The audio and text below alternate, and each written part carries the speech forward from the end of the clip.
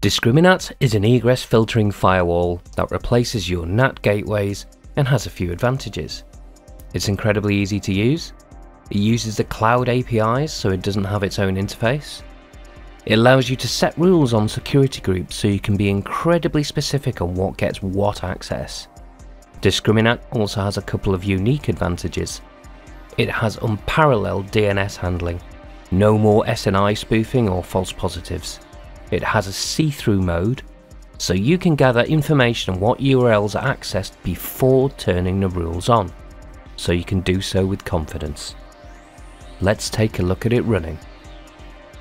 Here we have a couple of instances running. Both of these instances are in the same network but require different rules for their app to function. Let's look at how we do this. Each machine has its own security group. This is where we'll put our rules. First, on machine 1, we'll prove it can't get to api.github.com. There we are, it has no access. Let's change that. I'll now put in DiscrimiNAT TLS api.github.com on the outbound rule. It will take about a minute for DiscrimiNAT to pick that up from the security group, and there, now we can curl it. But that's not all. The machine also needs access to an S3 bucket. Let's see if it can access it. No, it can't, so let's put that into spacing with a comma. And there we are.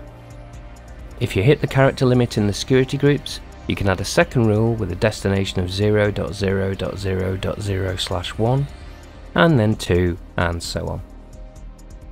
So let's look at the second machine. Can this access api.github.com? No, it can't, because the rule only applies to assets inside the security group. However, this machine needs to contact graph.facebook.com to work, so let's add that. And now it works. DiscrimiNAT also works with SSH connections. If you look here, you can see that github.com is allowed, but GitLab isn't. So let's try them both.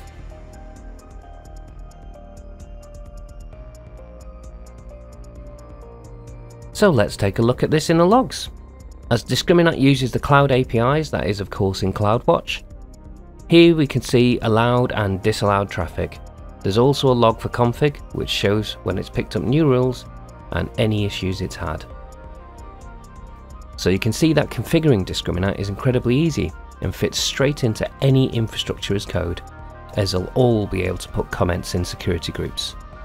As a bonus, let's see what I mean about unparalleled DNS handling. Let's go back to S3 buckets. S3 buckets, like a lot of CDNs, have incredibly short TTLs on their DNS records, and every machine asking for the records could get a very different answer. This is why a lot of egress filters don't do DNS well, or just look at the SNI and assume all is okay without sanity checking. Not DiscrimiNAT. I will leave a curl running on this bucket, which will show a dot if successful and a cross if not. First, as the rule is not in place, we will see crosses. Then as we put in place and wait for the propagation, we will see it turn into dots, and then when all of the DiscrimiNAT instances have it, it will stay as dots for as long as you like. Okay, so let's prove it's not just going to allow SNI spoofing. Going back to that first machine, let's curl api.github.com. It works as you'd expect. So let's try SNI spoofing. The easiest way is to alter the host file. So let's do that.